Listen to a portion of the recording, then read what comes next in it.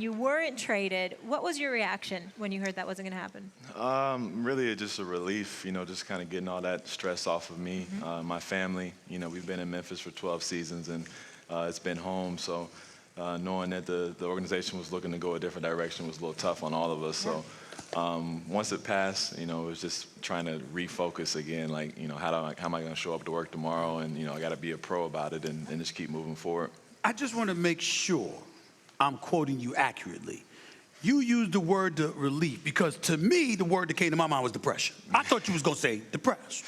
And the reason why is because I know this much. I wanted you out of Memphis because I'm looking at your talents and what you can do for a playoff contender, and I think your talents are being wasted in Memphis. Do you see any hope, any light at the end of the tunnel in Memphis, Tennessee? I just don't see it. Man, always trying to be positive, man. That's my city, and we try to make the best of the situation. Obviously, what the organization decided to do by putting us out there and making us available kind of showed where we were going in that direction. So it's a little bit more off of me, and it's about knowing that hey, eventually I'm gonna have to turn another chapter. So. Mike, you're 31 years old. Yeah. You've been a fantastic point guard your entire career, and to my mind, the type of guard you can win a championship with, because you play on both ends of the floor, and you hook up your teammates, and you don't turn the ball over, and you shoot well. You do everything that you want your point guard to do. But 31, brother, you don't have that many more years in your prime. Right. You must want to be a part of a championship, potentially championship team at some point, right? Yeah, I want to win. Doesn't that mean you have to leave Memphis considering the direction they're going? Yeah, if that's the direction we're going, it's got to happen, I'm sure, at some point. Sooner than later, like you said, being 31, I don't have much time, to waste and rebuild or anything like that. So, hopefully we can figure it out. So let me just throw it out there, because I thought, like, if it was the beginning of the season, Toronto had you, maybe that's a championship team, maybe, especially considering they pick up Gasol, but maybe not in the middle of the season to pick you up, and that's a lot for the point guard. But let me just throw this out there. LeBron James is looking for help in L.A. What's your level of interest? We hear a lot of things. A lot of guys don't want to play with LeBron. What would your level of interest be in that situation? If that came about, I'd be interested for sure. Who wouldn't want to play with LeBron? Well, he does play for the Memphis Grizzlies, and they have had some success in the past. Listen, they've been to the conference final before. They've been to semifinals a few times, so it's not like they haven't had some good moments in Memphis. But I will acknowledge this.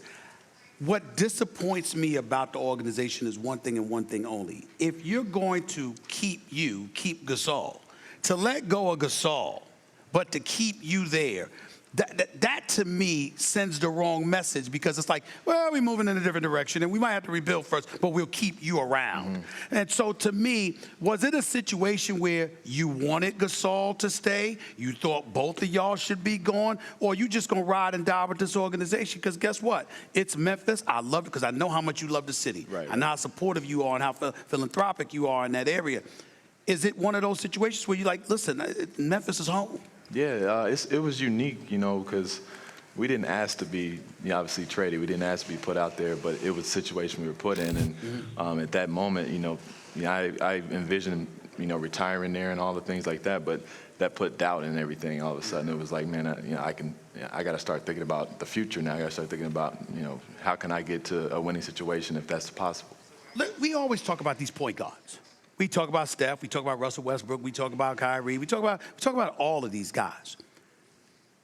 Where do you feel you should be, or what level of the discussion do you believe your place should be when we're talking about all of these other point guards in the NBA? How should people think about Mike Conley? Man, I'm an all-star, man. That's really what it is. I've always seen myself as that, and I've always seen myself on the same level as these guys. And one day, I'll get my due. But if you don't, and you put up great numbers. I mean, it's not just like almost 20 points and like 6 assists or something. It's also like fewer than 2 turnovers, and you shoot a good percentage from 3, as I mentioned, and all that stuff. But Mike, the point guard position is so stacked. There are only so many slots on an all-star team. So if you're an all-star, one of these dudes, Steph, Harden, Westbrook, Lillard, Kyrie, Kemba. I haven't even gotten to Kyle Lowry and these dudes. Oh, yeah. Oh, who are you replacing off that list? Ben Simmons? Pick one, man. I don't know. At some point, it's got to happen. Every year somebody kind of forces their way in and they get an opportunity. I think, like this year, I'm very happy for D'Angelo Russell. That's my guy. He's had But D'Angelo Russell's not as good as you. Hey, no, he is. He is. He's as good as you? Yeah, he's great, man. And he's got a, I'm very excited about. I'm real proud, seriously, because D'Angelo Russell took does. hits, and deservedly so at the time for the nonsense. But there's no question that D'Angelo Russell has been balling this year and deserves a lot of love. I would ask you this question. What is it about you and about your game that you don't believe is being mentioned enough or given nearly as much credit as it deserves? Really, I think it's the total impact of the game. When I get on the court, the game changes, I think, completely. I don't get into metrics and all that other stuff, but I feel like we are a much better team when I'm on the court as opposed to when I go sit down. And there's something to say about that. It doesn't mean that I have to go out there and score 30 or have 20 assists, but I change the game on both ends of the floor. But that kind of play, isn't it hard? Like one of the problems with like the kind of culture they have in Golden State that's so hard to capture is if you're an all-star caliber talent, but you are truly team-oriented, then sometimes the counting numbers and the stuff that people look to aren't there, and then you never make an all-star team. Yeah, it's tough. It's like a battle I've always had with myself because that's just who I am. I'm an unselfish dude. I could go out there and try to get 30 points a night, but that's not going to help my team win necessarily all the time. And I'm more of a guy that wants to see the next guy succeed. And if we succeed as a team, I think everybody gets their own, individual.